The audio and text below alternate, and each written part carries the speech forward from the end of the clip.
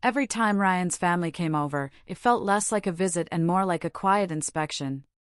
His sister, Clara, always led the parade, eyes sharp, tongue sharper. She had that effortless kind of arrogance money gives people. Even her perfume smelled expensive enough to make you feel poor. When we invited her for dinner, I scrubbed the apartment top to bottom. It wasn't much, 2 bedrooms, 1 tiny balcony, but it was ours. I wanted it to look like a home, not something to be judged. Clara walked in, gave a single sweep of the place, and smirked. "Oh," she said lightly. "It's cozy." Her tone wasn't sweet, it was pity dressed as politeness. Ryan gave me a soft look, one that said, "Please don't start anything." I didn't. I smiled, offered her wine, and watched her take a photo of our view, a small city skyline, like she was collecting proof of humility. But that night, when I washed dishes alone after everyone left, something inside me hardened. Because one thing Clara didn't know, this cozy apartment was only a sliver of my real life. Dinner that evening had been a disaster dressed in laughter. I served roast chicken, mashed potatoes, and a peach tart I'd baked from scratch. Clara ate like a critic, commenting between bites. "This is actually really good," she said. "You must spend a lot of time at home." I smiled thinly. "I like cooking." "Oh, I would too," she said, twirling her fork, "if I didn't have clients calling me day and night." "You're lucky you get to relax." Lucky. That word stuck like a thorn. When she got up to use the bathroom, she came back grinning.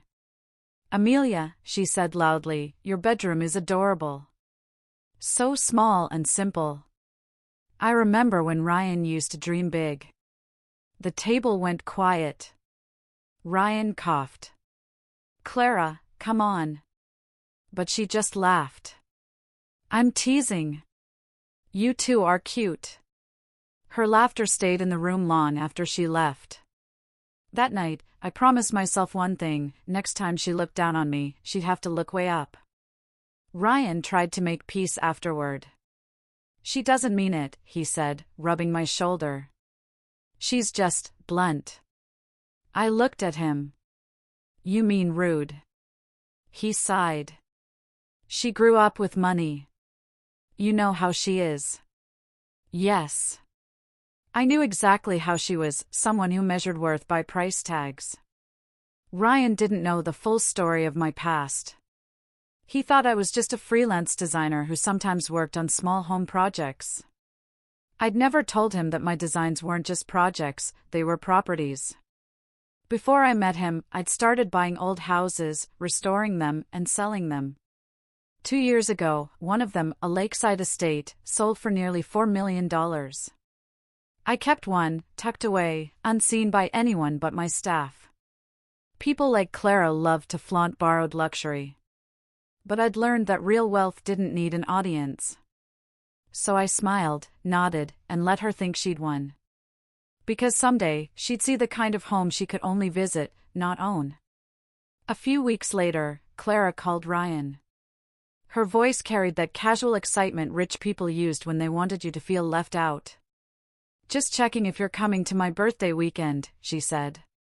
"The resort has a private chef and spa, adults only. Super exclusive." Ryan chuckled. "Sounds fancy." Clara laughed softly. "Yeah, it's definitely not for everyone. But hey, Amelia can tag along if she wants. She might enjoy seeing how the other half lives." My stomach twisted. I forced a polite laugh. "That's generous of you." After the call, Ryan gave me a tired look. "Please don't take it personally. You know how she talks." "Oh, I don't take it personally," I said calmly. "In fact, I think it's time I showed her something new." Because the mansion I kept off the radar, my quiet escape by the lake, wasn't just a house. It was a statement. And now, I finally had a reason to open its doors. The idea came to me while I was driving to work the next morning. Why wait for Clara's weekend when I could give her an invitation she'd never forget? That evening, I called her. "Hey, Clara," I said cheerfully. "I wanted to host a small dinner before your trip.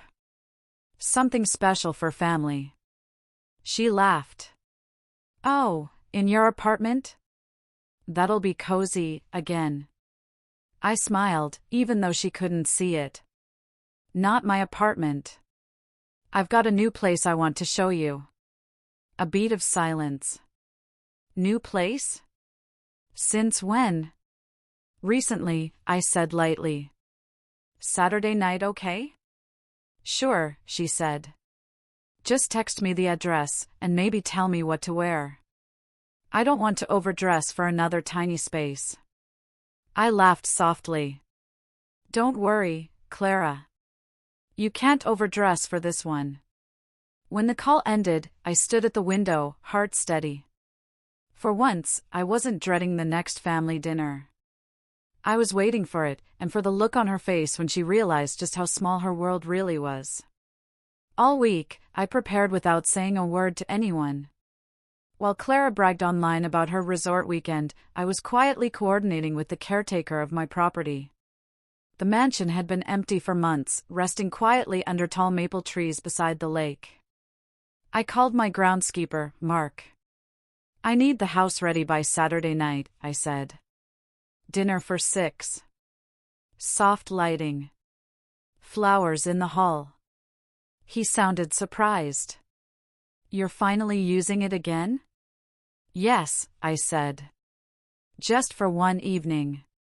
After work, I stopped by a boutique and bought a simple black dress, elegant but not loud. I didn't want to look rich. I wanted to look comfortable in a place Clara would find intimidating. On Friday, I told Ryan I'm hosting the dinner somewhere special. "You'll see." He smiled, amused. "Keeping secrets now?" I just said, "You'll understand soon." When Saturday came, the house shone like moonlight on glass. Candles, silver cutlery, music drifting through wide halls. I stood in the doorway, taking it all in. It wasn't revenge yet, it was the calm before the storm. Because when Clara walked through those doors, her voice would finally fail her. Ryan drove while I sent Clara the address. She called immediately. "Wait, is this near Lakeshore Drive? Isn't that where the estates are?" I said casually, something like that. When we turned into the private road, her car was already parked outside the gate. She was leaning on her hood, wearing diamonds big enough to catch the headlights. Her face twisted in confusion when she saw the gate open for us. "Who lives here?" she asked, glancing around. I smiled. "You'll see." Mark greeted us in uniform at the door. Clara's mouth fell open as she looked up at the tall windows and stone columns. "This place is insane," she whispered. "It looks like a movie set." Inside, warm light spilled across marble floors. A grand staircase rose toward a chandelier like falling stars. Ryan looked around slowly. "Amelia, what is this?" "My home," I said softly. "I've had it for years." Clara laughed once, uncertain. "You're joking." I met her eyes. "Not tonight." And for the first time since I'd known her, she didn't have a comeback. Dinner began with a silence so thick it almost felt polite. Clara stared at every wall, every corner, trying to hide her shock behind a glass of wine. Mark served us like it was a formal event, soft music, white napkins, silver plates. Clara finally broke the quiet. "So, Amelia, how exactly did you end up with a house like this?" I smiled. "Design. I've been restoring properties for years. Some I sell. Some I keep." Her laugh was weak. "You mean, you're in real estate?" "In architecture and development," I said. "This was my first project." Ryan blinked at me. "You never told me it was this big." I shrugged. "I like having a quiet place. It helps me think." Clara swirled her wine, eyes darting between me and the chandelier. Well, she said tightly, it's impressive. Thank you, I said. You called my apartment small once. I thought you might enjoy seeing something with a little more space. Ryan coughed, nearly choking on his drink. Clara flushed bright red. That was a joke. I know, I said gently. So is this dinner. The tension cracked like glass. Ryan leaned back, half amused, half stunned, watching me and his sister circle each other with words. Clara forced a smile.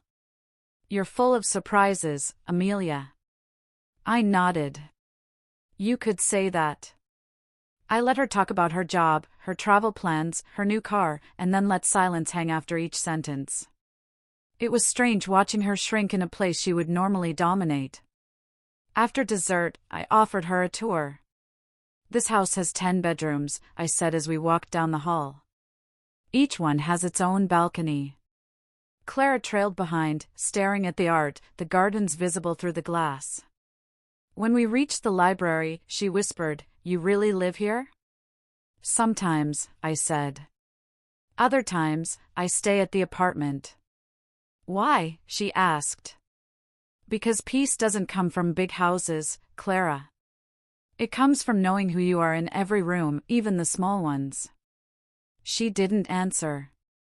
Her reflection in the window looked smaller than I'd ever seen her. And that was all the revenge I needed.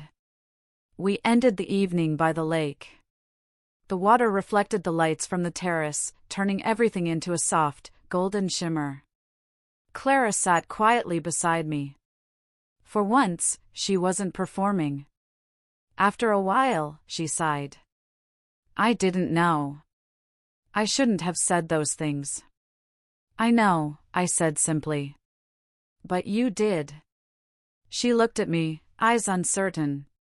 You could have embarrassed me tonight. But you didn't. I smiled faintly. I didn't need to. Ryan joined us, wrapping an arm around my shoulder. You too good? Clara nodded slowly. Yeah.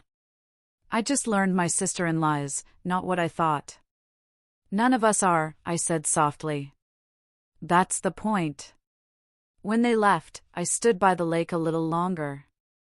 The wind carried the scent of cedar and quiet victory. For years, Clara had treated me like background noise. Tonight, she saw who I really was, not loud, not cruel, just solid and steady. Sometimes, the best revenge isn't in what you say. It's in what they finally see. The next morning, Ryan couldn't stop asking questions. All this time, he said, you owned that house? Why didn't you tell me? We were sitting at our small kitchen table, the same one Clara had once mocked. The contrast between the mansion's marble dining room and this worn wood felt almost poetic. I took a sip of coffee. Because it didn't matter. We had everything we needed here. He leaned forward, eyes full of wonder. You mean you've been working all these late nights, running companies? Not anymore, I said. I manage what I built. Quietly. He smiled slowly.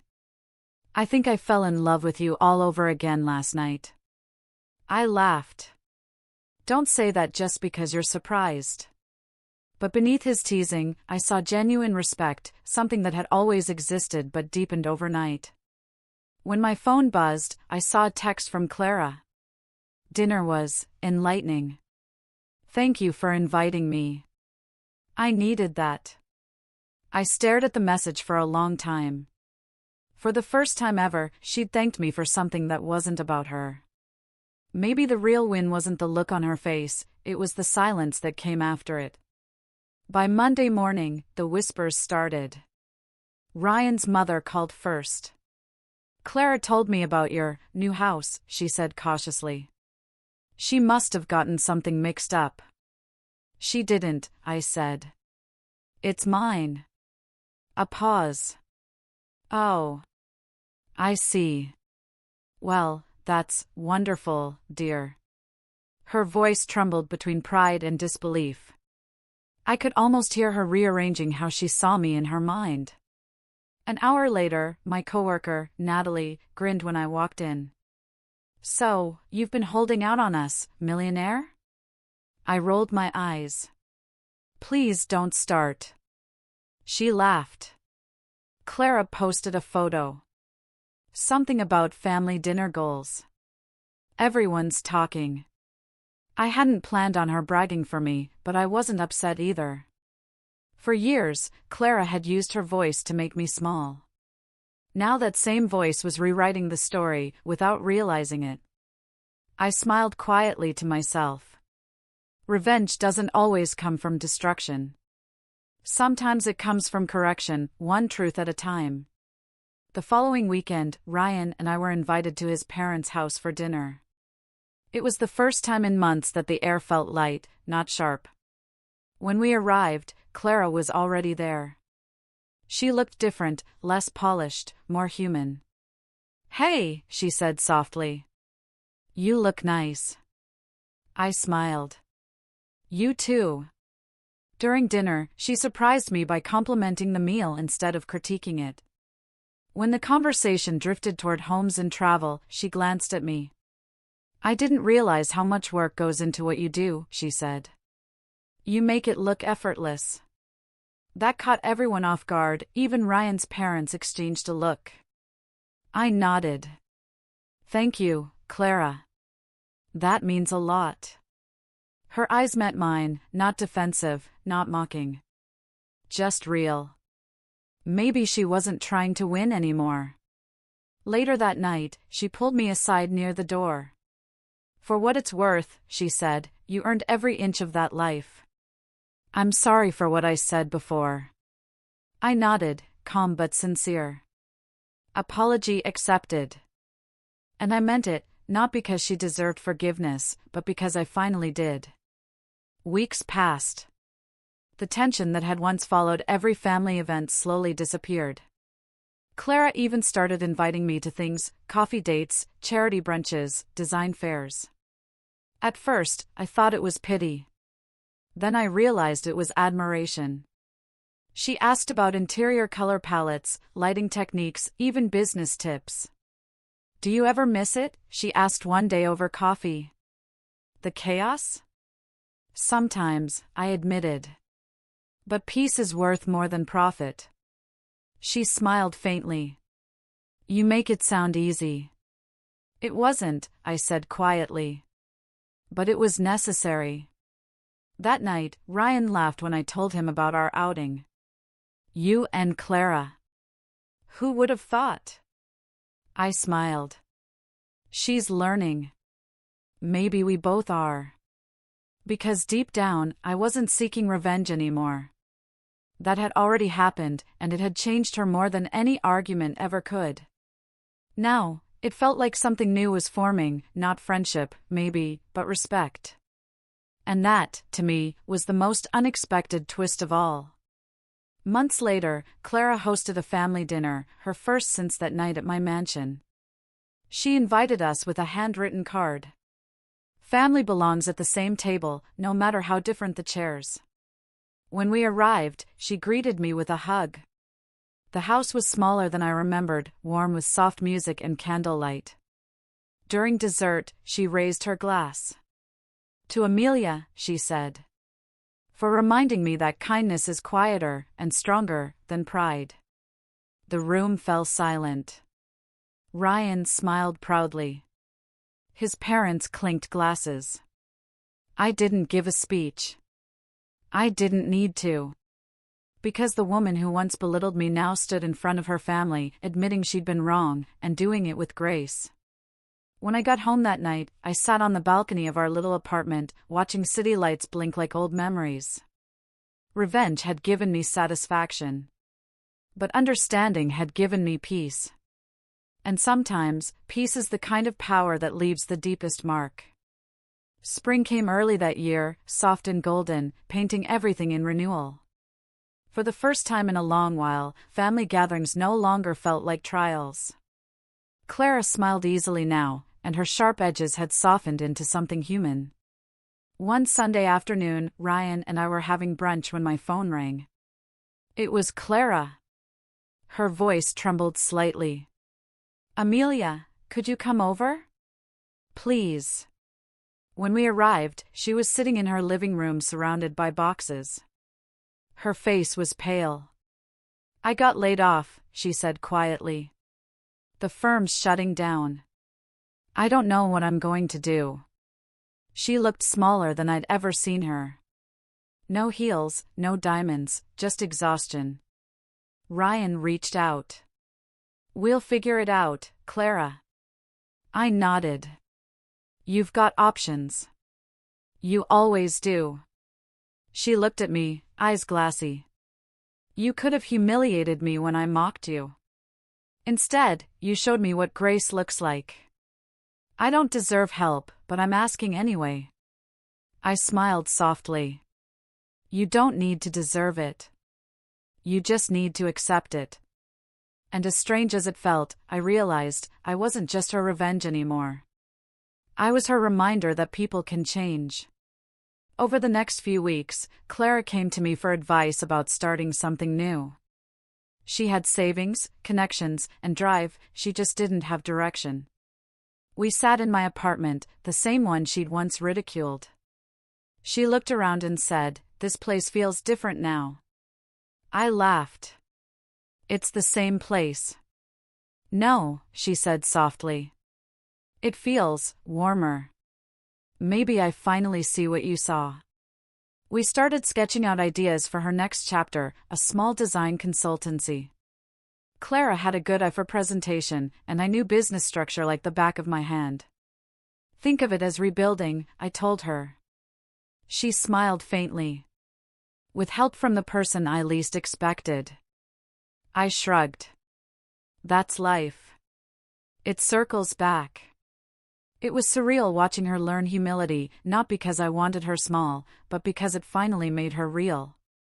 For the first time, our bond wasn't built on rivalry. It was built on respect, the kind earned slowly, painfully, but honestly. Clara's business started small, consultations from her living room, one client at a time. She asked me to help with branding. I designed her logo, set up her website, even connected her with contacts from my old network. At first, people assumed I was just being polite. But deep down, I knew I was finishing the story properly. Revenge had started this, but something deeper was closing it, grace. One afternoon, as we packed her samples into neat boxes, she said quietly, "You know, I used to think money made people powerful. Now I think dignity does." I looked at her and smiled. "Then you've already won." She grinned. "I learned from the best." It hit me then, the girl who once mocked my home was now sitting in it, grateful and grounded. And for the first time since I met her, I didn't feel like proving anything. She already saw me. And in her eyes, I saw the reflection of someone I finally respected too. Summer rolled in with soft sunsets and family dinners that didn't feel heavy anymore. Ryan's parents came over one evening with dessert and easy laughter. Clara brought wine and good news. "My first quarter profit," she said proudly, handing me a printed report. Small, but real. Ryan clapped. "Look at you." She looked at me, smiling shyly. "Couldn't have done it without Amelia." For a second, I felt something unexpected, pride that had nothing to do with winning. After everyone left, I walked out to the balcony. The city lights shimmered, and for the first time, I felt at peace with both worlds, the quiet apartment and the hidden mansion by the lake. They weren't opposites anymore. They were both parts of me, the woman who'd been overlooked and the one who had finally been seen. Ryan came up behind me and kissed my temple. "You changed everything, you know." I smiled faintly. "No, I just stopped hiding." And that truth felt lighter than any revenge ever could. Months later, Clara insisted on hosting a celebration for her first business anniversary. She chose my lake mansion for the event. "It's where I changed," she said simply. That night, as guests mingled under the chandeliers, Clara raised a toast. "I used to measure life in square footage," she said, her voice steady. Then I met someone who taught me that real success isn't about the size of your home, but the size of your heart. Amelia, thank you. Applause filled the room, but I barely heard it. I was too busy holding back tears. Because I realized then, the house that had once symbolized revenge now stood for something better: forgiveness, growth, and second chances. As the night ended, Clara hugged me tightly. You gave me more than lessons, Amelia. You gave me back myself. I smiled, whispering, and you reminded me why I built all this in the first place, to have something worth sharing. The mansion lights glowed across the lake like a mirror of peace. For the first time, everything felt full circle. Autumn arrived with gold-tinted leaves and the soft hum of change. Life had slowed into something peaceful, something I used to think was impossible after betrayal and pride. One morning, I stood in the kitchen, the smell of cinnamon coffee filling the air. Ryan was reading the paper, and Clara texted me a photo of her new office space, small, bright, and hers. Couldn't have done it without you, she wrote. I smiled and set my phone down. Sometimes I thought about how differently everything could have gone. If I'd chosen anger instead of patience, humiliation instead of grace, I might have destroyed her, and myself with her. Instead, I built something stronger: respect. As I watered the small fern on the windowsill, I realized that my apartment, once the symbol of her mockery, was now sacred. It had held my quiet strength. It had taught me restraint. Revenge had given me power. But forgiveness had given me peace. And for the first time in years, I didn't feel like I was standing beneath anyone. I was exactly where I wanted to be, above the noise, but still grounded in who I was. That weekend, Clara invited me to her company's first open house. The event was simple but beautiful: cream drapes, glass vases, handwritten thank you notes for each guest. When I walked in, she hugged me tightly. You came. Of course I did, I said, smiling. You worked for this. She pulled back slightly, her eyes bright. Remember when I used to mock your little apartment? I laughed softly. I remember. Well, she said, it wasn't your apartment that was small. It was my perspective. The honesty in her voice caught me off guard. Later that night, she took the mic to thank her guests. I used to think success meant showing off, she said. Then someone showed me that real confidence is quiet. It doesn't need to prove anything, it just is. She looked at me as she said it, and for a moment, I felt my throat tighten. Maybe the mansion hadn't humbled her. Maybe I had. And maybe that was the lesson we both needed, in our own ways. Winter came early that year, brushing the city in white. One morning, I drove to the mansion alone. The lake was frozen, the air crisp. Inside, everything was still: the polished wood, the echo of old laughter, the memory of that night when Clara had first seen who I truly was. I walked through the long hallways, touching the marble banister, the framed art, the quiet rooms that had once been my secret. It didn't feel like a weapon anymore. It felt like a part of me I'd outgrown, not in wealth, but in need. Standing by the window, I whispered to the reflection of snow outside. Thank you for reminding me that silence can be louder than anger.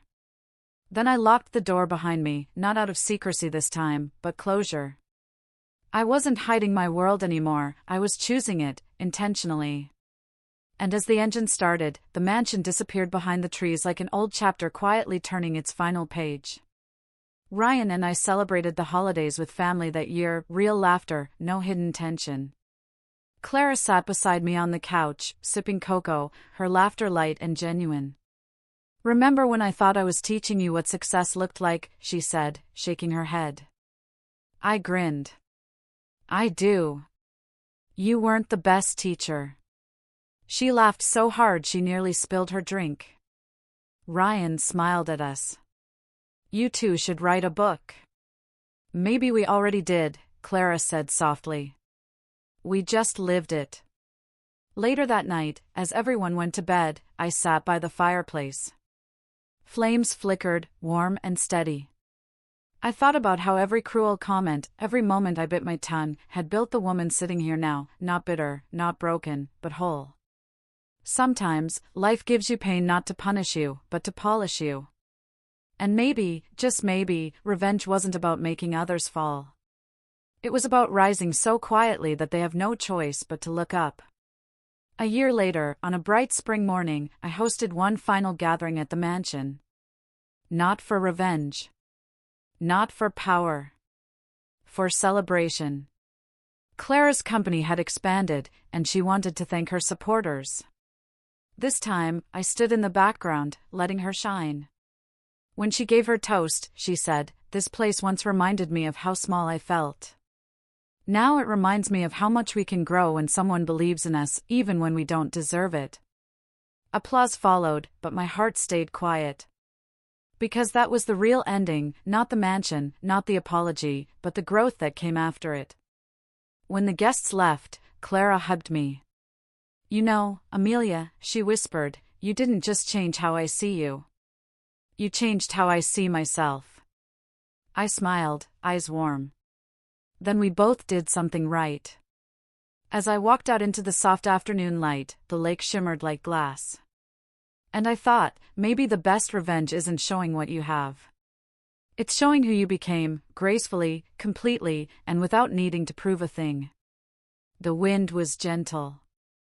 My heart was light. And finally, I knew I'd already won.